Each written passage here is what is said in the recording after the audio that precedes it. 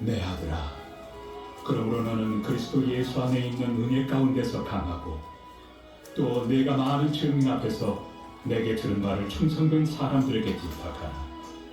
그들이 또 다른 사람들을 가르칠 수 있으리라. 너는 그리스도 예수의 좋은 병사로 나와 함께 고난을 받으라. 병사로 복무하는 자는 자기 생활에 얽매이는 자가 하나도 없나니 이는 병사로 모집한 자를 기쁘게 하려 함이라. 경계하는 자가 법대로 경계하지 아니하면 승리자의 관을 얻지 못할 것이며 수고하는 농부가 곡식을 먼저 받는 것이 마땅하니라. 내가 말하는 것을 생각해보라. 주께서 범사에 네게 총명을 주시리라. 내가 전한 복음대로 다윗의 씨로 죽은 자 가운데서 다시 살아나신 예수 그리스도를 기억하라. 복음으로 말미암아 내가 죄인과 같이 매이는 데까지 고난을 받았으나 하나님의 말씀은 매이지 아니하니라. 그러므로 내가 택함 받은 자들을 위하여 모든 것을 참으며 그들도 그리스도 예수 안에 있는 구원을 영원한 영광과 함께 갖게 하려 합니다. 미쁘다 이 말이요. 우리가 주와 함께 죽었으면 또한 함께 살 것이요, 참으면 또한 함께 왕 노릇할 것이요, 우리가 주를 부인하면 주도 우리를 부인하실 것이다. 우리는 미쁨이 없을지라도 주는 항상 미쁘시니 자기를 부인하실 수 없으시리라. 너는 그들로 이 일을 기억하게 하여 말다툼을 하지 말라고 하나님 앞에서 엄히 명하라. 이는 유익이 하나도 없고 도리어 듣는 자들을 망하게 합니다. 너는 진리의 말씀을 옳게 분별하며 부끄러울 것이 없는 일꾼으로 인정된 자로 자신을 하나님 앞에 드리기를 힘쓰라. 망령되고 헛된 말을 버리라. 그들은 경건하지 아니하며 점점 나아가나니 그들의 말은 악성 종양이 퍼져나감과 같은데 그 중에 후메네오와 빌레도가 있느니라. 진리에 관하여는 그들이 그를 떼었도다. 부활이 이미 지나갔다 하므로 어떤 사람들의 믿음을 무너뜨리느니라. 그러나 하나님의 견고한 터는 섰으니 인침이 있어 일렀으되 주께서 자기 백성을 낳으신다 하며 또 주의 이름을 부르는 자마다 불의에서 떠날지어다 하였느니라. 큰 집에는 금그릇과 은그릇뿐 아니라 나무 그릇과 질그릇도 있어 귀하게 쓰는 것도 있고 천하게 쓰는 것도 있나니 그러므로 누구든지 이런 것에서 자기를 깨끗하게 하면 귀히 쓰는 그릇이 되어 거룩하고 주인의 쓰심에 합당하며 모든 선한 일에 준비함이 되리라. 또한 너는 청년의 정욕을 피하고 주를 깨끗한 마음으로 부르는 자들과 함께 의와 믿음과 사랑과 화평을 따르라.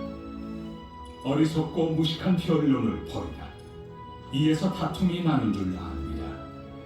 주의 종은 마땅히 다투지 아니하고 모든 사람에 대하여 온유하며 가르치기를 잘하며 참으며 거역하는 자를 온유함으로 훈계할지니 혹 하나님이 그들에게 회개함을 주사 진리를 알게 하실까 하며 그들로 깨어 마귀의 올무에서 벗어나 하나님께 사로잡힌 바 되어 그 뜻을 따르게 하실까 합니다.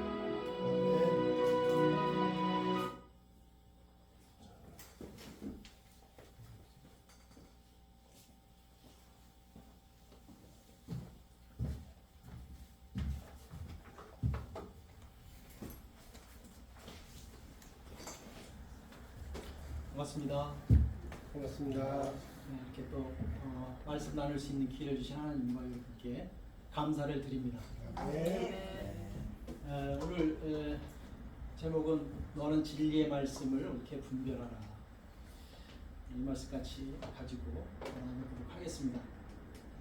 너는 진리의 말씀을 옳게 분별하며 부끄러울 것이 없는 일꾼으로 인정된 자로 자신을 하나님 앞에 드리기를 힘쓰라.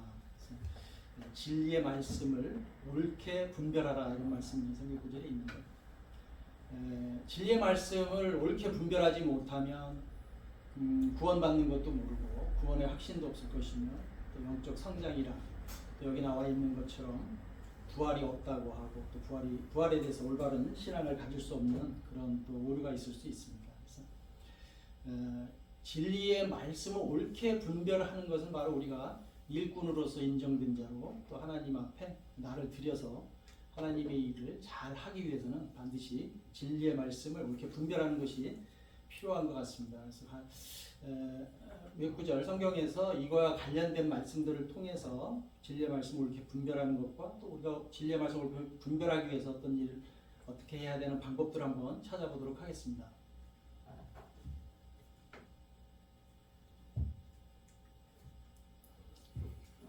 진리의 말씀을 어떤 경우에 보면 이제 지금 말씀에 한번 같이 읽어볼까요? 9절, 10절, 11절까지 한번 같이 읽어보도록 하겠습니다. 기록된 바 하나님이 자기를 사랑하는 자들을 위하여 예비하신 모든 것은 눈으로 보지 못하고 귀로 듣지 못하고 사람의 마음으로 생각하지도 못하였다와 같으니라. 오직 하나님이 성령으로 이것을 우리에게 보이셨으니 성령은 모든 것, 곧 하나님의 깊은 것까지도 통달하시느니라. 누가 주의 마음을 알아서 주를 가르치겠느냐? 그러나 우리가 그리스도의 마음을 가졌느니라.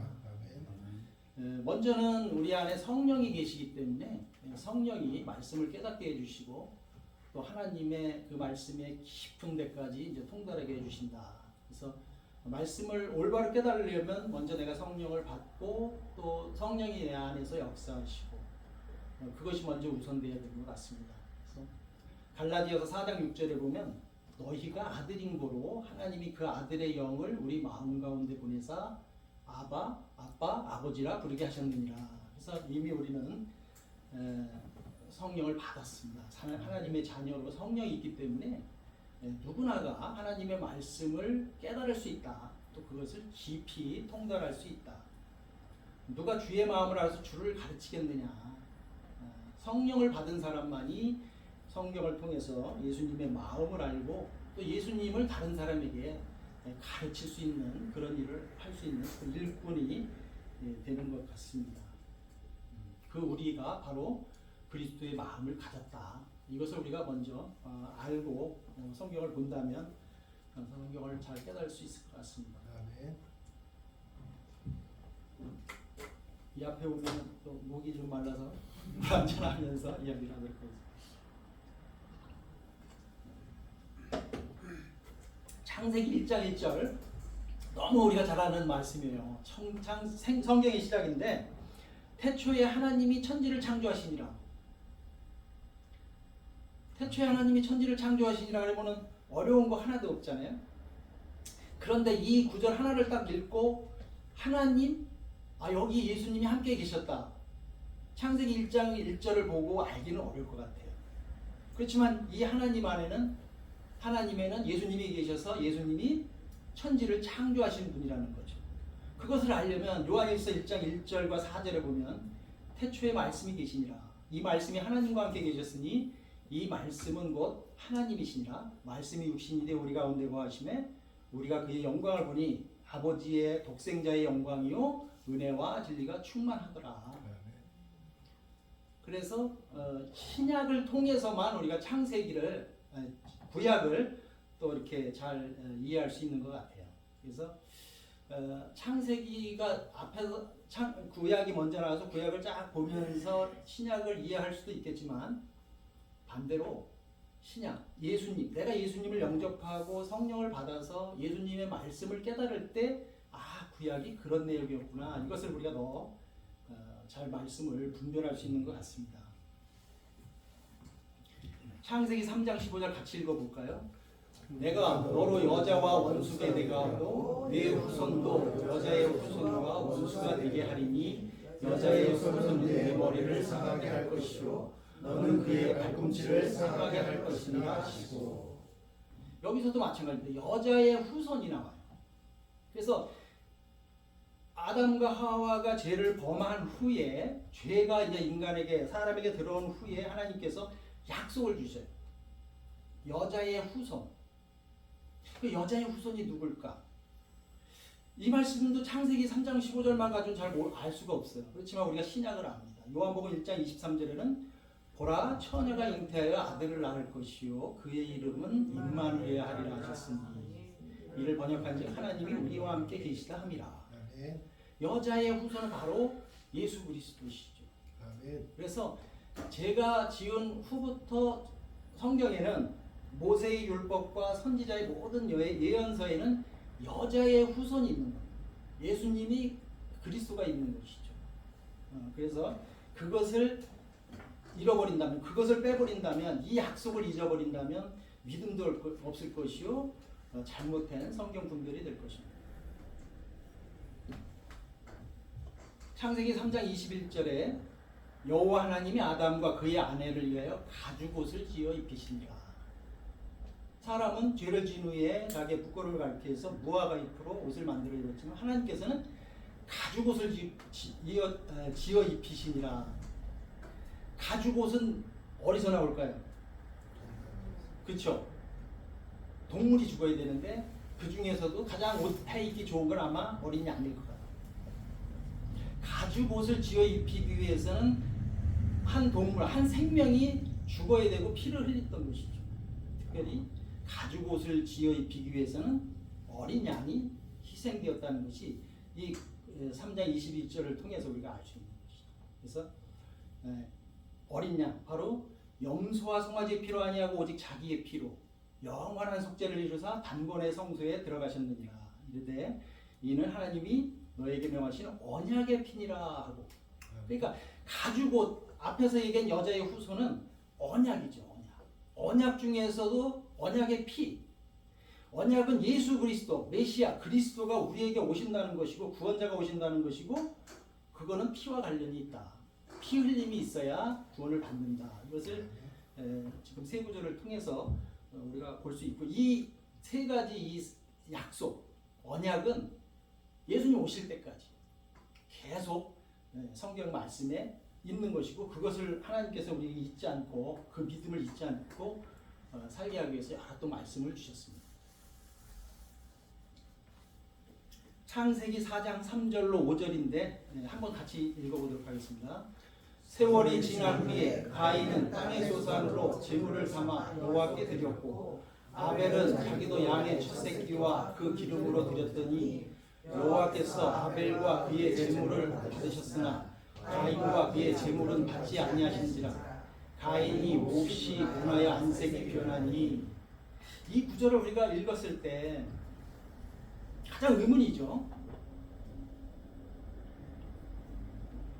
가인은 농사를 지어서 소산으로 제물을 드렸고 아벨은 양을 쳤기 때문에 양의 첫 새끼로 제물을 드렸는데 하나님이 아벨과 그 제물만 받고 가인과 그 제물을 받지 않았어요.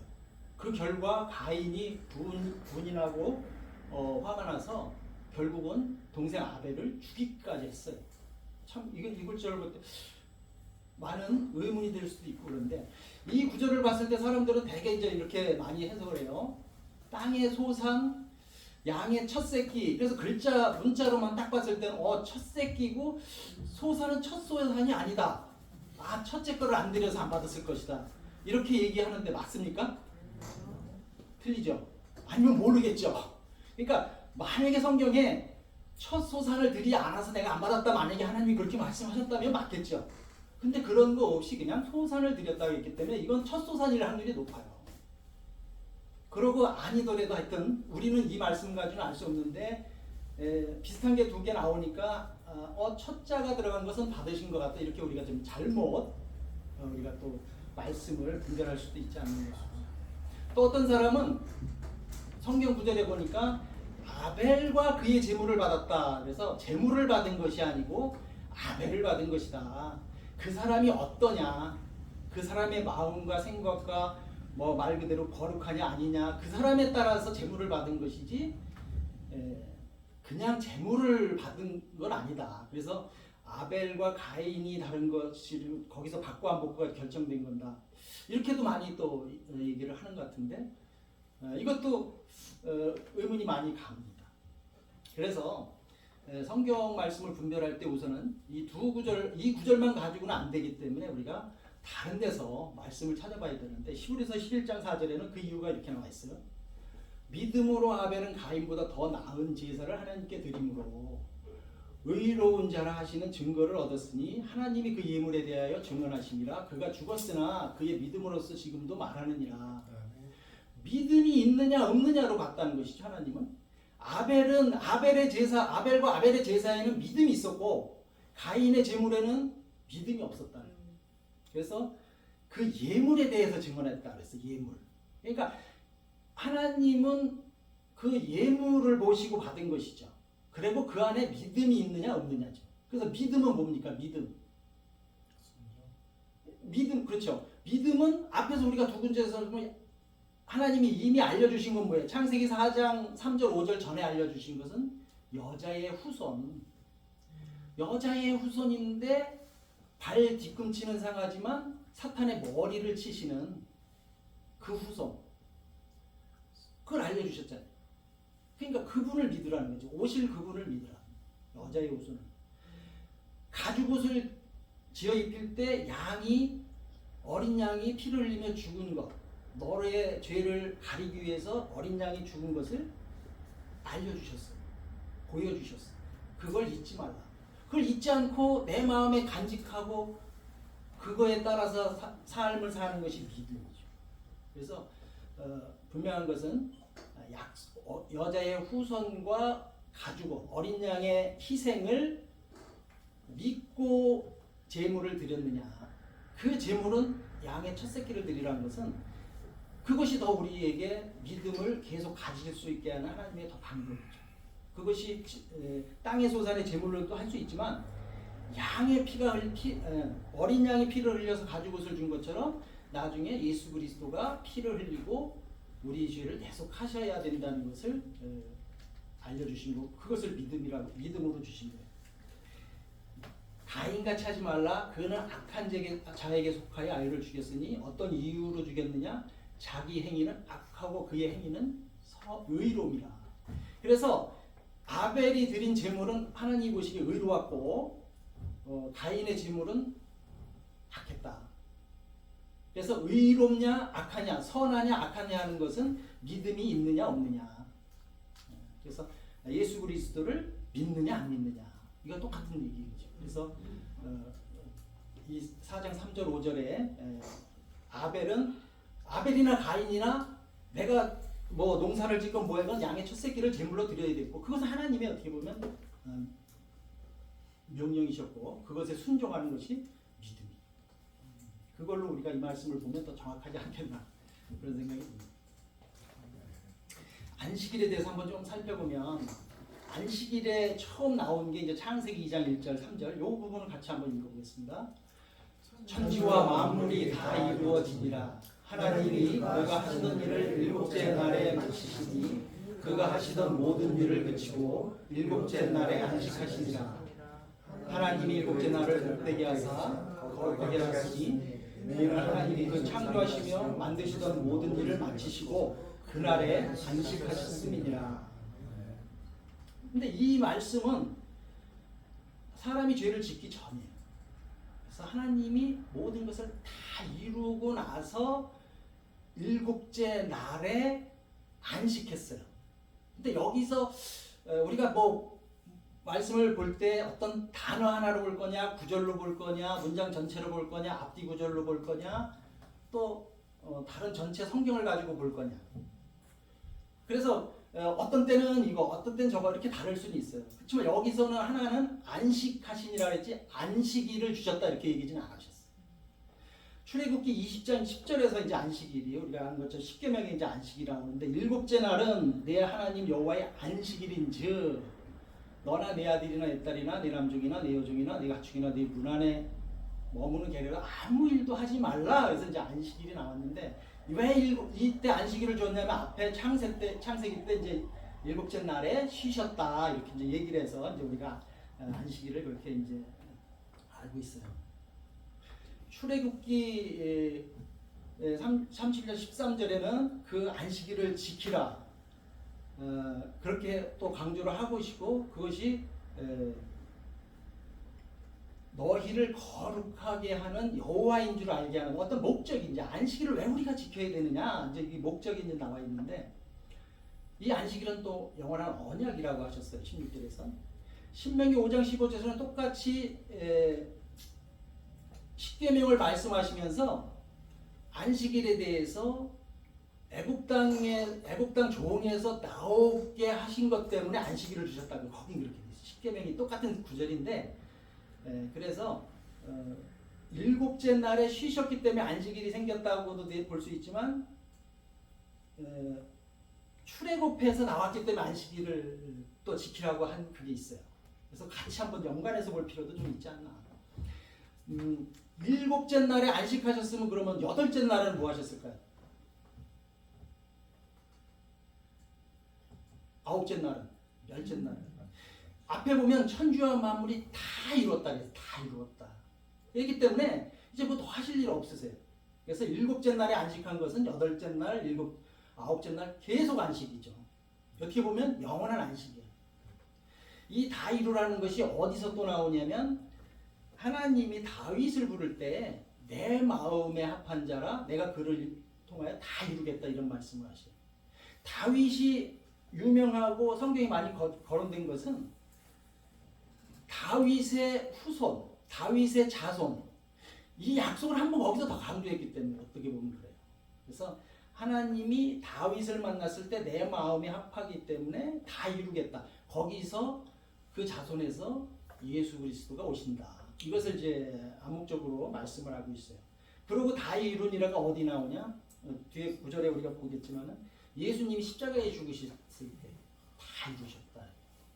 그래서 그 다 이루신 후에 안식이 있다. 이걸 우리가 생각하면서 보면 좋을 것 같아요. 그래서 우리가 보통 왜 안식일을 자꾸만 이제 안식일은 예수님 오실 때까지만 주신 언약이고 표징이에요.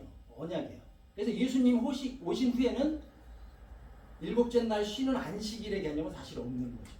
근데 이게 우리는 어떻게 했냐면 이제 성경 읽을 때마다 그래도 하나님 말씀이고 십계명이 있기 때문에 안식과 뭐하고 연결이 되냐면 이제 주일하고 이제 연관이 돼요. 그래서 안식일을 꼭 지켜라. 대대 지킬 약속이라 해서 우리가 주일날을 지키는 것을 이제 주일 성수, 주일을 거룩하게 지켜야 된다. 그렇게 얘기를 하는데 우리가 목적이 좋다고 해서 과정 그것까지도 아무거나 갖다 붙여도 되는 것 같지는 않아요. 분명히 주일은 거룩하고 그것을 지키는 것이 정말 우리에게 신앙생활에 필요하지만 하나님이 안식일을 지키라 했기 때문에 주일 성수해야 된다. 이거는 나는 우리가 어떻게 보면 잘 한번 우리가 생각해 봐야 돼요. 그게 정말 옳을까? 그것을 볼 수 있어요. 그래서 보통 우리가 거룩한 주일 그럽니다. 거룩한 주일 맞죠? 주일이니까 거룩하죠. 그러면 주일이 아닌 다른 날은 거룩하지 않아야 되나요? 주일만 우리가 안식하면은 다른 날은 안식 안 해야 되나요? 그건 아니라는 거지. 그래서 그것을 말씀으로 우리가 더 좋은 목적을 이끌어내기 위해서 우리가 말하지만 말씀을 올바로 분별하는 것은 아닐 수도 있다. 그렇게 될 수도 있는 거지. 그런 것들을 생각하면서 우리가 성경을 읽으면 좋을 것 같고 예수님은 오셔서 분명히 안식일에 대해서 많은 일을 하셨어요. 그래서 그 안식일에 유독 병을 많이 고치셔서 그것으로 인해서 이제 유대인들은 죽이겠다 이렇게까지 이제 결국 갔죠. 근데도 예수님은 굳이 병 고치는 것이 안식일에 많이 거론이 돼요. 요한복음 5장 10절에는 유대인들이 병 나은 사람에게 이르되 안식일인데 네가 자리를 들고 가는 것이 옳지 아니하니라. 안식일에 이 사람은 병 나으면 안 돼. 빨리 병이 났으면 빨리 병 다시 들어야 돼. 그런 개념이야 지금 유대인들은. 이 내용을 우리가 잘 아는 것처럼 에베소 연못에 많은 병자들이 모였죠. 물이 동하기만 하면 제일 먼저 들어가는 사람이 병 넣는다면 어떻게겠어요? 내가 만약에 병자인데 거기 가 있어.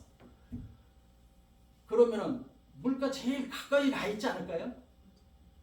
어디 행각에 가만히 누워 있다가 동했네? 그러고 가진 않을 거잖아요. 오늘 물이 동할지도 몰라. 그러면 물가에 가까이 갈 거야. 최대 가까이. 그래서 이미 좋은 자리는 아마 좀 건강하고 힘든 사람이 다 차지했을 거예요. 이 38년 된 병자는 아무리 앞자리를 차지해도 못 가고 먼저 들어갈 수가 없는 거예요. 그런데 딱 보니까 이 사람이 보니까 안식일 날은 아무도 안 가. 물가에 갈 생각을 안 해. 이 사람도 알아. 안식일에는 하나님이 일 안 하시니까 물이 동하지 않을 거야. 다 할 수 없어. 근데 이 사람 너무 답답한 거야. 안식일인데 간 거야. 그래서 거기서 오늘 오시면 안 되겠습니까? 아마 그런 간절한 기도를 했어요. 근데 예수님은 그 음성을 듣고 그곳에 가신 거예요. 그 사람을 만나러. 왜 가셨겠어요? 그래서 그 사람은 안식일인데 일하러 갔고, 어떻게 보면 병낫기 위해서 갔고, 그것을 보신 하나님은, 예수님은 그 마음을 보시고 가서 그 사람만 병을 고쳐주시죠. 아무도 모르게 그 사람만. 그래서 우리가 안식일을 주일로 생각해서 그날이 어떤 쉬는 날이고 거룩한 날이고 그날만 어떻게 보면 더 그렇다 그러면 우리가 6일을 잃어버릴 수 있어요. 그 믿음이라. 그래서 이 병자가 안식일에 병 고친 것을 우리가 한번 생각해 볼 수 있고, 여기에 또 주님은 많은 얘기를 해주셨죠. 그래서 그의 안식에 들어간 자는 하나님이 자기의 일을 쉬신 것 같이 그도 자기의 일을 쉬느니라. 시그로 4장 10절. 그래서 우리가 예수님을 이제 오셨어. 예수님을 믿은 순간에 이제 안식일은 다 이루어진 거고 이제 없어진 거죠. 그래서 우리는 예수님을 믿은 사람은 영원의 안식에 들어가는 거고, 예수님을 믿지 않는 사람, 예수님을 영접하지 않은 사람은 안식에 못 들어가요. 그래서 그 사람은 뭐 일주일에 한 번 쉰다? 뭐 그게 의미가 없는 거죠. 그래서 우리는 일주일에 한 번 쉬지 않고 일한다? 의미가 있는 거예요. 예수님 믿고 구원 받은 사람 이미 안식에, 영원한 안식에 들어갔기 때문에 그렇습니다.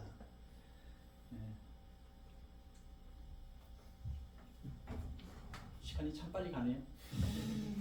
아브라함이 75세 하나님을 떠난 거에 관련돼서 우리가 너무 잘 아는데 너무도 유명한 말씀이 창세기 12장 1절 2절 1절 2절 3절까지인 것 같은데 한번 같이 이 부분 읽어볼까요? 우리 약속의 말씀으로 하나님께 받은 말씀을 한번 주장하는 마음으로 읽어봤으면 좋겠습니다.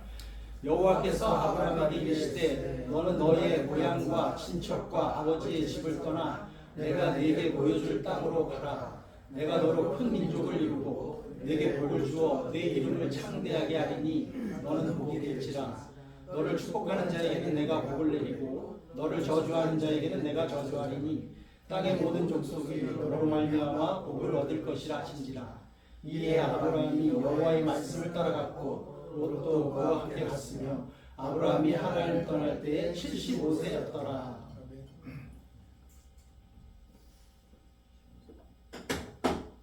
여기서 분명한 것은 아브라함이 하란을 떠날 때 75세였다고 얘기를 해요. 그 앞에 11장 마지막에서 데라, 아브라함의 아버지 데라가 205세에 죽어요. 그래서 데라는 아브라함을 70에 낳고 75세에 떠났으니까 145세 될 때에 떠났어요. 그러고 데라는 아브라함이 떠난 가나안 땅으로 떠난 후에 60년을 더 살다가 205세에 죽어요. 그래서 이것은 성경의 말씀이 분명합니다. 근데 이제 뭐가 문제냐면 사도행전 7장 4절에 보면 스데반의 그 마지막 순교당할 때 간증으로서 그 얘기를 쭉 하죠. 성경 얘기를. 거기에 보면 아브라함이 갈대아 사람의 땅을 떠나 하란에 거하다가 그의 아버지가 죽음에 하나님이 그를 거기서 너희 지금 사는 이 땅으로 옮기셨느니라. 그래서 이 말씀만 보면 데라라는 아브라함의 아버지가 죽은 후에 이제 장사 지내고 떠났구나 이렇게 생각하는데 그렇지 않죠. 아까 얘기한 것처럼 60년을 더 사세요. 145세에 떠났습니다. 그럼 스데반이 왜 이 얘기를 했을까? 그건 몰라요. 왜 이렇게 얘기했는지. 잘 몰랐는지 제 생각에는 그냥 창세기 모든 사람이 알잖아요. 그 내용을. 그걸 쭉 얘기한 거지. 11장 얘기하고 죽었다 나오고 그 다음에 아브라함이 떠났으니까 그 얘기를 한 거지. 실제로 데라가 죽은 후에 떠난 것은 아니다. 근데 어떤 사람은 죽은 후에 떠났다고 확정하니까 그럼 75세 그 잘못됐다. 75세에 떠난 게 아니고 145세 후에 떠났다. 이렇게 우리가 말씀도 볼 수 있는 사람이 있는데 그건 아니에요. 앞에 창세기가 맞고 스데반이 얘기한 것이 제가 지금 얘기한 것 같을 거라고 좀 생각이 돼요. 그래서 왜 이 말씀을 하냐면 이제 그러면 아브라함이 우르를 떠날 때 하란을 떠날 때 그때가 어땠가를 조금 우리가 한번 보자면은 이 표를 하나 제가 가져왔는데 언뜻 봐서는 이게 무슨 내용인지 잘 모르겠죠. 데라가 몇 살에 죽고 이제 그게 나오는데 더 중요한 거는 자 아브라함이 우르를 떠날 때 노아가 살아 있었을까요? 죽었을까요? 노아는 아브라함보다 10대 11대 손 더 저 조상이에요. 생각해 보신 적 없죠? 생각 안 해도 되는 거를 제가 오늘은 잠깐 어떤 의미가 있어서 그냥 가졌는데 몰라요 사실은 몰라요. 그런데 아브라함이 태어났을 때 여기에서 보면 이제 그 그림에서 보면 아담이 영서부터 시작했을 때 아브라함이 태어난 날은 1948년이에요. 1948년 태어날 때 노아, 셈, 아르박사, 셀라, 벨레루 다 살아있었어요. 아버지까지. 아브라함이 태어날 때 우르에서 태어났을 거 아니에요? 그때 노아서부터 그 조상이 다 살아있었어요. 그럼 뭔가 좀 의미가 가죠? 어떤 얘기를 들었으며 어떻게 양육됐으며 그것을 우리가 생각해 볼 수 있을 것 같아요. 그렇지만 뭐 조상이 다 우르에 살았는지는 잘 모르겠지만 어쨌든 가문 대대로 한 부대 이렇게 살았다면 그 집안에 노아가 살아있었다. 노아가 언제 죽냐면 아브라함의 나이 58세에 죽어요. 그러면 58세 전에 우르를 떠났다면 노아도 살아있었을 것이고 만약에 그 후에 떠났다면 이제 노아가 죽은 후에 가나안 땅으로 떠나면서 이제 하란으로 가게 됩니다. 그래서 그 떠날 때의 어떤 상황, 아비집을 떠났다는 게 뭘까? 그리고 이제 하란에서 75세 떠날 때도 셈과 아르박삿과 셀라는 살아계셨어요. 우르에지만 살아계셨어요. 그때 75세 때도. 그래서 그 아버지 떠날 때 어떤 상황을 우리가 좀 이렇게 연대표를 본다면 좀 이해가 갈 수 있을 것 같아요. 더 그런 건 아브라함이 몇 살에 죽냐면 175세에 죽어서 2123년입니다. 그때 누가 살아 있었어요? 셈. 노아의 아들 셈이 살아 있었어요. 셈. 또 아벨이 살아 있었어요. 그래서 그 조상들은 굉장히 오래 살았기 때문에 아브라함보다도 더 많이 살았어요. 나중에 한번 성경을 볼 때 더 시간 되면 그런 표들도 검색하면 나오니까 좀 생각해보면 좋을 것 같은데 시간이 많이 흘렀는데요. 사람의 의와 하나님의 의에 대해서도 얘기할 게 너무 많은데 쉽게 얘기해서 율법의 의냐 하나님 예수 그리스도를 믿음의 의냐 이 차이예요. 똑같이 의라고 표현했기 때문에 구별이 좀 잘 안 돼요. 그래서 하나님이 의인이라고 했을 때 노아를 만약에 의인이라고 했을 때 그분이 하나님 말씀에 잘 순종하고 율법을 잘 지키고 노아 때는 뭐 율법은 없었던 거지만 어쨌든 그때 하나님이 그 주신 말씀을 잘 지켜서 의인이냐 그 주신 약속을 그러니까 제사를 잘 지켰다 만약에 안식일을 잘 지켰다 그것을 잘 지키는 것도 의예요. 하나님이 하라고 한 걸 잘 지키는데 근데 그 의와 그 안식과 제사와 이런 율법을 통해서 오실 메시아를 믿었느냐 예수 그리스도를 믿었느냐 이 의의가 있어요. 그러니까 두 개가 같이 들어가겠죠. 보통 그 조상들에게는. 그래서 율법의 의만 있고 오실 메시아에 대한 의의가 믿음이 없었다면 사실 그 의의는 사람의 의의죠. 그렇지만 우리가 율법을 좀 잘 못 지키더라도 예수 그리스도를 믿어서 의인이라 그러면 하나님은 우리를 의롭다. 그걸 믿을 때 그 의의를 우리가 성경을 보면서 똑같은 단어로 쓰이고 같이 혼합돼서 그 두 개를 다 내용을 포함하게 되니까 그런 것을 읽을 때 한번 보면은 그 뜻이 분별이 될 것 같습니다. 요 구절만 한 구절 읽고 다음으로 넘어갈게요. 같이 읽을까요? 사람이 의롭게 되는 것은 율법의 행위로 말미암이 아니요 오직 예수 그리스도를 믿음으로 말미암는 줄 알고 우리도 그리스도 예수를 믿나니 이는 우리가 율법의 행위로서가 아니고 그리스도를 믿음으로써 의롭다 함을 얻으려 함이라.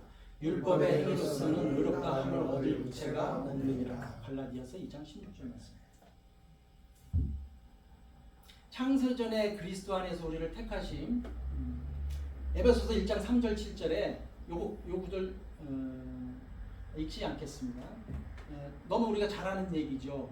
여기 보면 창세전에 그리스도 안에서 우리를 택하사 그의 기쁘신 뜻대로 우리를 예정하사 예수 그리스도로 말미암아 자기 아들이 되게 하셨으니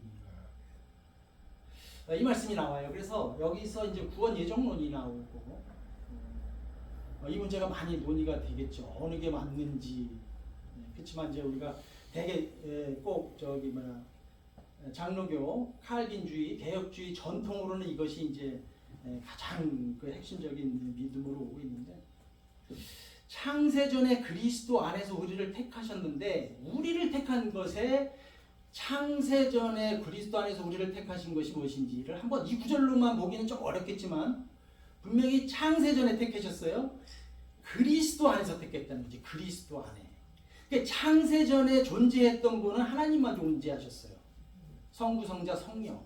우리라고 볼 수 있는데 사람은 거기 들어가지 않는데 첫 번째는 우리에 들어가는 사람은 아담과 하와.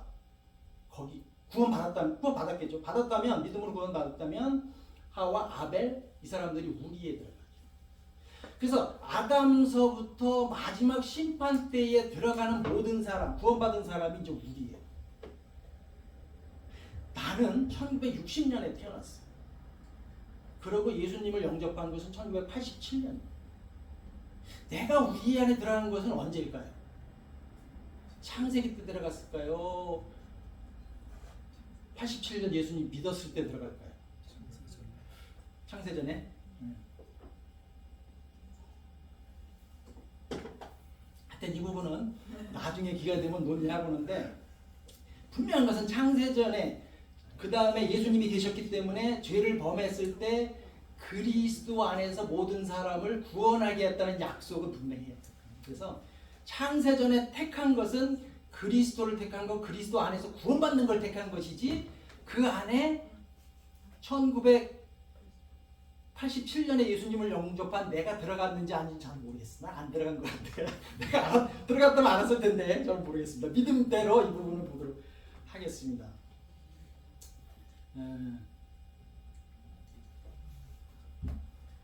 고린도서 1장 30절에 보면 너희는 하나님으로부터 나서 그리스도 예수 안에 있고 예수는 하나님으로부터 나와서 우리에게 지혜와 의로움과 거룩함과 구원함이 되셨습니다. 약간 이제 해석상의 차이일 수도 있을지 모르지만 이제 구별했어요. 나서 없다가 생겨서 나와서 있는 사람이 온 거. 그래서 이제 예수님의 그 선제론이 이제 거기서 나오죠. 태초부터 계신 예수님. 그래서 예수님은 태초부터 계셨지만 나는 태초부터 있지 않았어요. 그래서 하나님은 아브라함과 이삭과 야곱의 하나님이라고 해서 무슨 얘기를 하냐면 죽은 자의 하나님이 아니고 산 자의 하나님이시라고 해요.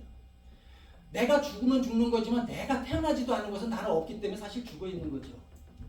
있지도 않은 사람의 하나님 그 부분도 좀 의심이 가요. 있지도 않는데 하나님이 아직 만드시지도 않았는데 이미 그때 나를 택했다. 정말 그것이 너무 감사하고 어떻게 보면 하나님의 절대 주권과 또 뭐예요? 전지전능을 믿는 거기 때문에 그것이 우리의 믿음을 더 크게 할 수도 있지만 목적은 좋지만 만약에 성경을 내가 잘못 분석한다면 다른 부분에서 문제가 생길 수 있어요. 그래서 그 부분을 우리가 한번 생각해 볼 수 있는 것 같고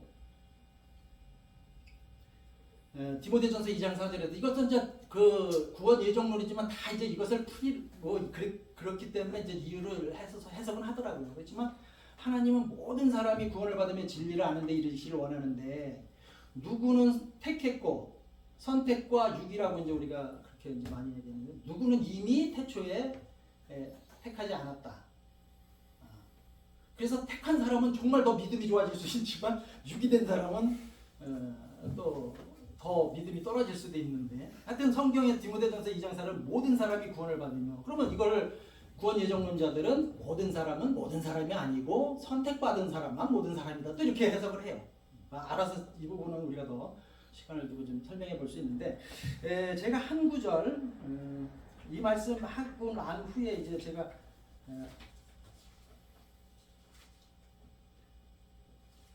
한 구절 시간이 많이 걸려요. 다음에 한번 하는 걸로 디모데 갈라디아서 1장 15절에 그러나 내 어머니의 태로부터 나를 택정하시고 그의 은혜로 나를 부르시니가 그랬어요. 그래서 바울의 서신인데 에베소에서는 우리라고 표현했을 때, 우리를 택하셨을 때는 창세전에 이제 그게 나오지만 갈라디아서 1장 15절에서 나 한 개인 바울을 할 때는 바울은 자기를 어머니 태에서 택했고 은혜로 자기를 부르셨다는 거죠. 태로부터 나를 택하시고 그의 은혜로 나를 부르신 이가 이렇게 얘기를 했어요. 그래서 이 부분도 같이 우리가 한번 생각하면서 묵상해보는 것도 괜찮을 것 같아요. 세상의 빛과 소금, 마태복음 5장 13절로 16절, 또 이 부분도 너무 우리가 잘 아는 말이죠. 너희는 세상의 빛과 소금이라는 것이죠. 우리가 너무도 잘 알고 너무도 적용하기 많이 해요. 그래서 여기서 세상의 소금이다.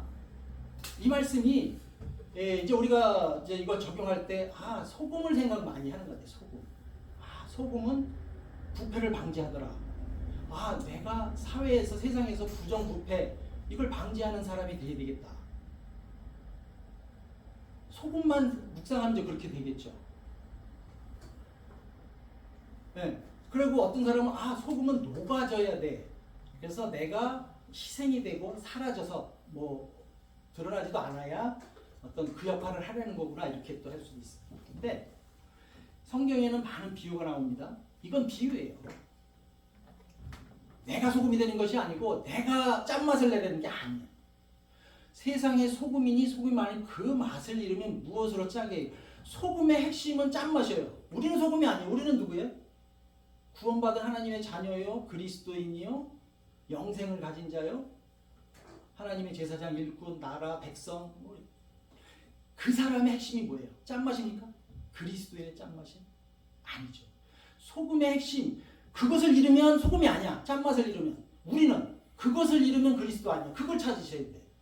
그래서 우리 안에 그리스도인 예수님이 안 계시면, 내 안에 영생이 없으면, 내가 주님으로 모시고 있지만 그분의 말씀대로 순종하며 살지 않는다면 그리스도인에서 맛을 잃은 거죠. 그러면 어떻게? 세상에 나가서 우리는 밝힐 뿐이지 우리가 무슨 일을 할 수 있는 게 아니에요. 세상의 빛 너무 좋아요.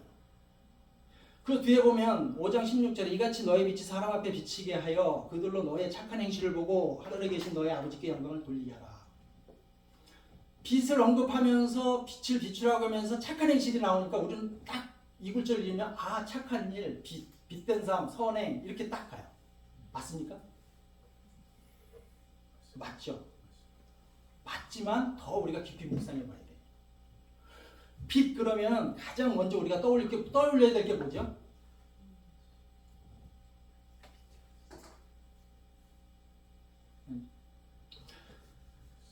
요한복음 1장이에요. 그 안에 예수님이 이 땅에 오셨는데 그 안에 생명이 있었으니 이 생명은 사람들의 빛이라. 빛이 어둠의 빛이 돼 사람들이 깨닫지 못하더라. 그래서 그렇게 오신 예수님을 영접하지 않았어. 자기 백성, 피조물이 영접을 안 했어. 그래서 12절에 영접하는 자, 그 이름을 믿는 자들에게 하나님의 자녀가 되는 자녀가 되는 권세를 주셨으니 이렇게 했어. 그래서 빛 그러면 생명입니다. 영생.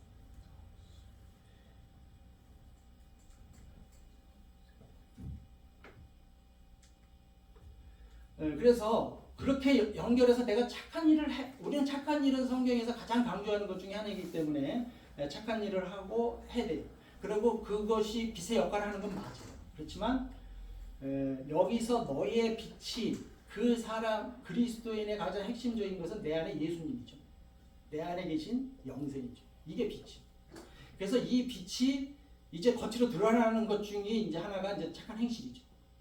그것이. 그래서 연관이 전혀 없는 건 아니지만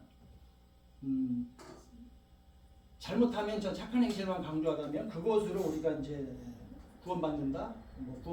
그것이 너무 강조될 수 있기 때문에.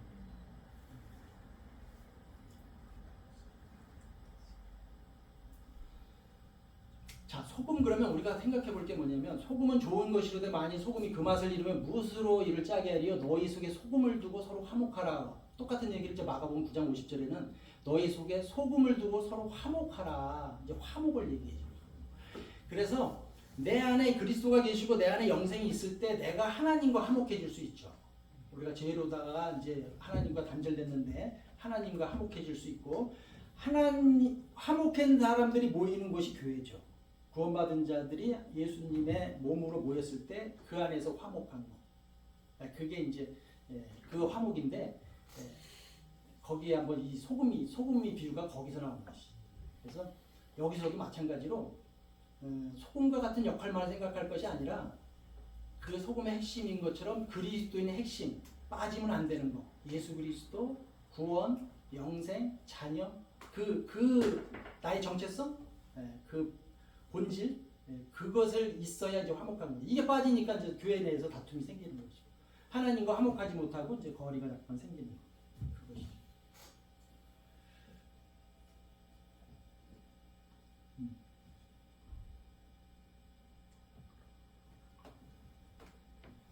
로마서 16장 25절 27절에는 나의 복음과 예수 그리스도를 전파함은 영세전부터 감추어졌다가 이제는 나타나신 바 되었으며 영원하신 하나님의 명을 따라 선지자의 글로 말미암아 모든 민족이 믿어 순종하게 하시려고 알게 하신 바 이렇게 쭉 돼 있어요. 그래서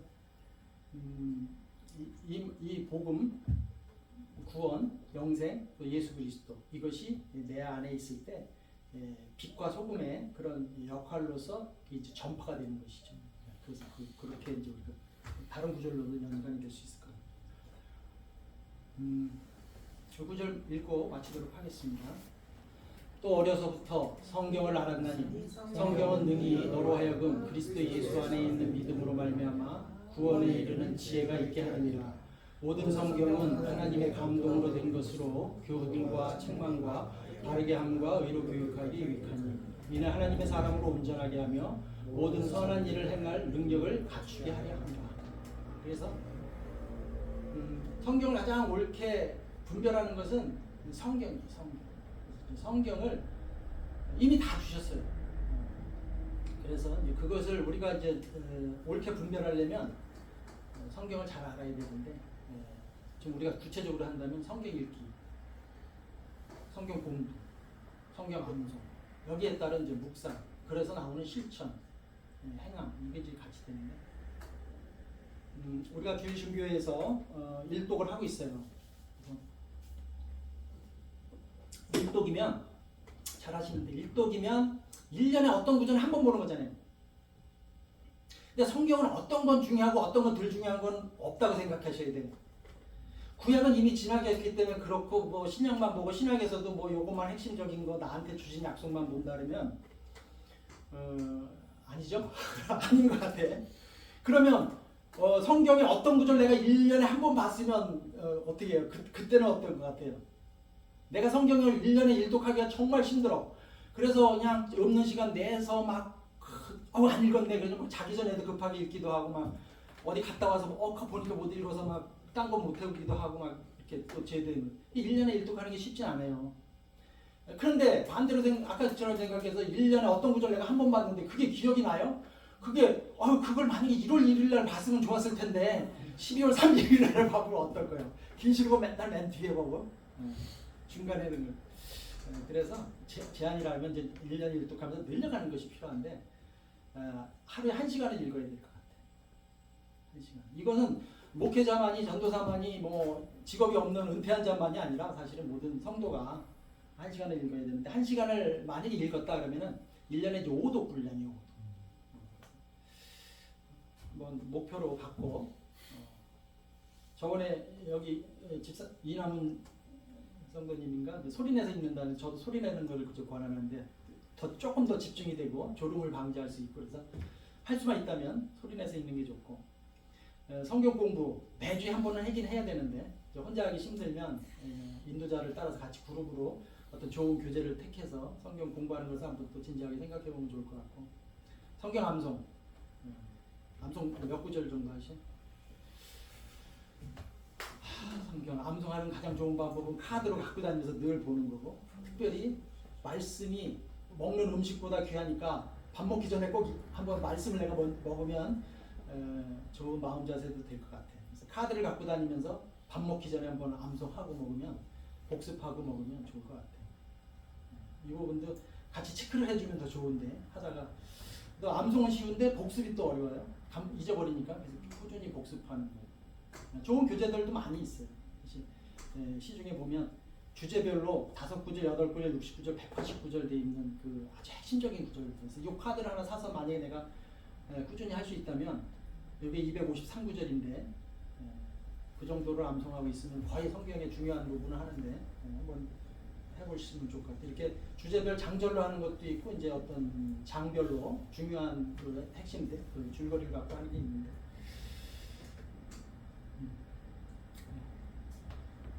기도하고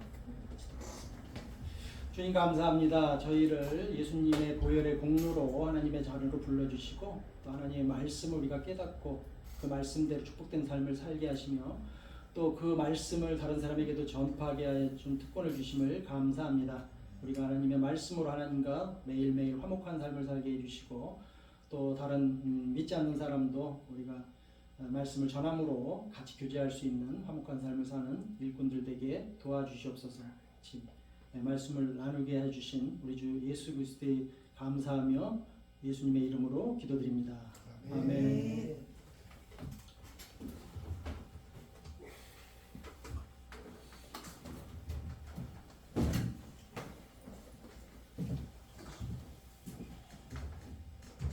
감사합니다. 이금혜 전사님 올해 2025년 저희 교회에서 말씀 전파해 주셔서 감사하고요.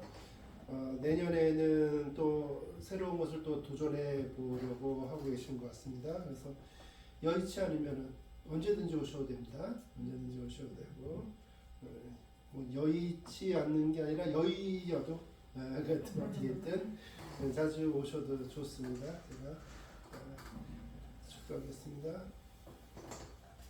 지금은 천지를 창조하여 주신 하나님 아버지의 은혜와 우리가 죽었으나 우리를 살리신 예수 그리스도의 은혜와 우리의 생명이 다하는 그 순간까지 우리의 믿음을 지키실 성령님의 은혜가 오늘 이금배 전도사님을 통하여 하나님의 말씀 곧 성경 말씀을 통하여 우리에게 은혜되는 이 모든 말씀하게 하여 주셔니 감사를 드립니다. 이 말씀으로 말미암아 은혜 얻기를 원하는 모든 믿음 있는 성도들에게 하나님의 크신 은혜가 영원 전부터 약속하신 대로 우리에게 가득 차고 넘치도록 임하시기를 간절히 축원하옵나이다. 아멘. 감사합니다. 예배를 마칩니다. 전사님 좀 퍼주세요.